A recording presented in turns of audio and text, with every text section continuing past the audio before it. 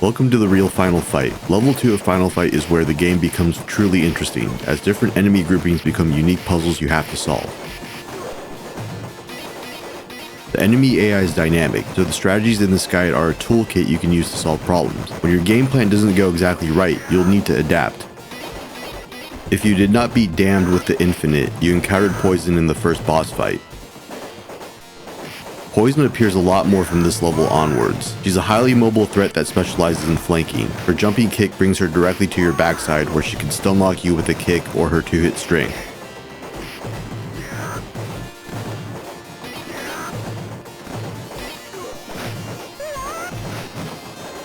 In the first encounter, a blocker and Poison enter from the left, mirrored by another pair from the right. The left Poison will backflip to join the group on the right, backjump onto the left blocker, then grab and throw him to the right to cluster the enemies. The blockers absorb your hits, which create openings for the Poisons to jump right behind you. When Poison flies over you, put the blockers into hit stun or block stun. Then when she lands, walk into her sprite and throw her back into the group.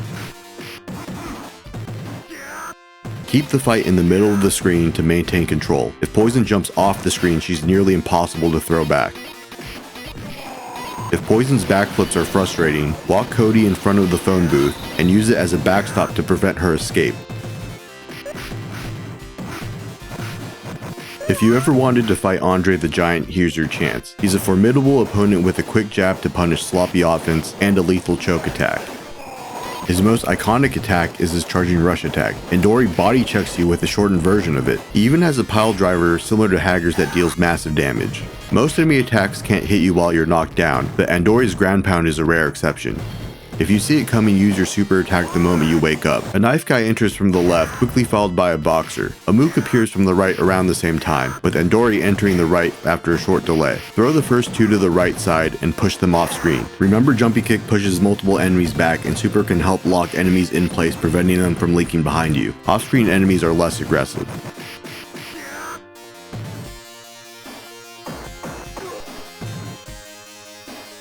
Quickly grab any remaining health items before the transition.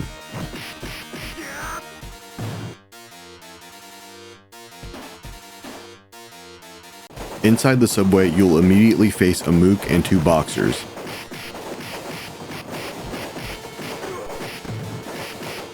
A mook sits on the bench ahead. As you approach, Andore and a knife guy enter from the right. Poison flips in from the left. If you stop and attack the mook in front of where he sat, she'll jump right over you. However, if you move further up to where he was sitting, her attack will connect.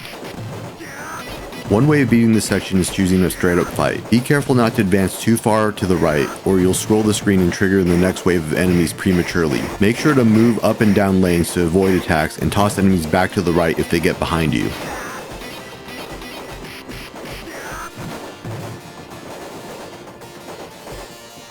When you advance, a blocker is waiting to fight you. You can draw him out and defeat him before advancing to a group of mooks that surround you from both the left and the right.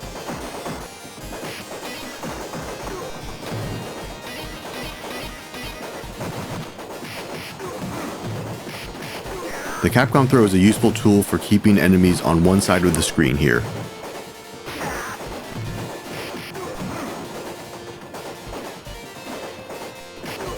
Let's beat this encounter with another method. This is a secret that the pros use, the Despawn trick. You can use the game's hardware limits to your advantage. By throwing enemies off screen to the left and back jumping to advance the screen, you can delete enemies without having to fight them.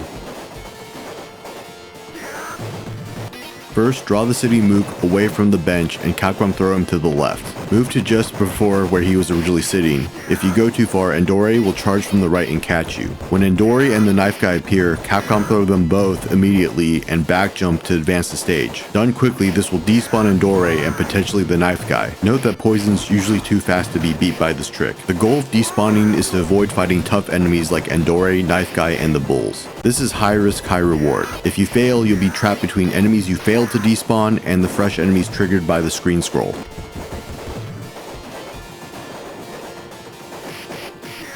If you successfully despawn the enemies, you'll face a large group of opponents, possibly a Poison and a knife guy during the fight. Like most fights, use your throws to toss enemies to one side and try your best to keep them on that side. When you're surrounded, use a super attack to get out of a difficult situation.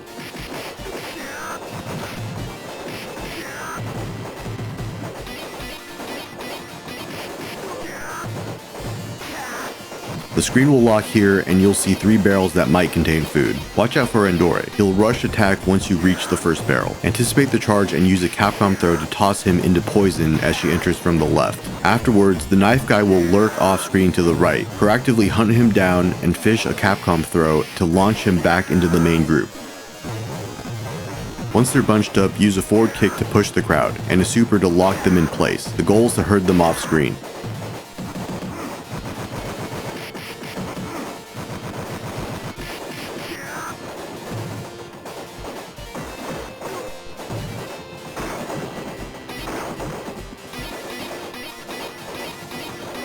If you're low on health, play it safe. Pull the 2 boxers first to clear them out before triggering the blocker. Otherwise, feel free to take them all on at once.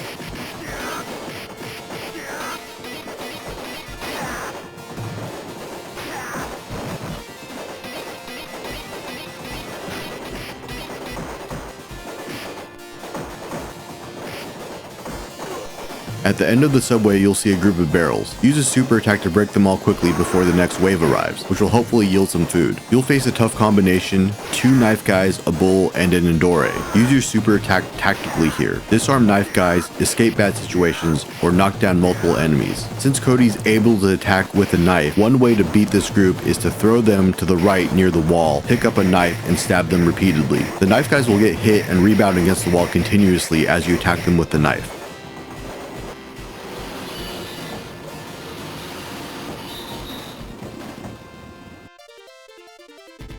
Alternatively, you can skip this fight entirely. Jump on the barrels and wait. Once the subway stops, you can exit the train without engaging the encounter at all. It takes a very long time for the subway to stop, so use this if you're very low on health.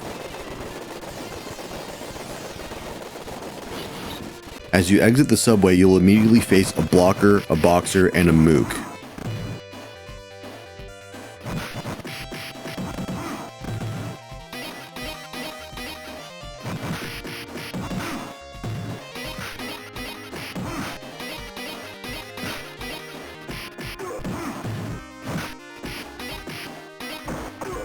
Next, 3 enemies will kick barrels your way. You can either use a super to clear the barrels quickly, dodge or hit the barrels, or stay in the top lane and use your jumping kick to break the trash cans and avoid damage. The rightmost trash can here is crucial as it always contains a full healing item. Next, you'll face a group of basic enemies and a knife guy. Red Hollywoods will soon enter and toss bombs, but if you hug the top lane, the bombs won't do damage to you. Eat the food before you defeat the last enemy, otherwise you won't have time to heal before the boss fight.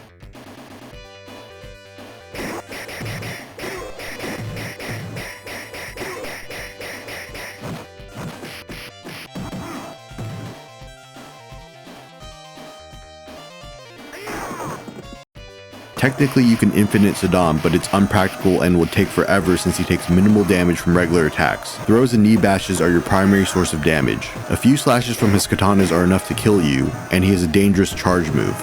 There are cool methods to beat him, like picking up his swords as he charges towards you, but I prefer to stick to the basics for a reliable clear. At the start of this fight, he carries his swords and has a massive hitbox. You should dip down and approach him diagonally from the bottom to secure a grab safely. Knee him twice and throw him into the ropes. Make sure you include the knees as it significantly reduces the number of loops needed to finish the fight. After a knockdown, assume Sodom will immediately charge. Wait for a second, then perform a jumping knee. This evades the charge and lands you directly on his sprite if he decides not to charge and wakes up in a recovering state. If he charges, perform a back jump knee into another grab to restart the loop. If he escapes, walk back into his sprite and throw him in the ropes again. Now here's a demo of how to clear Final Fight Level 2 without losing a life.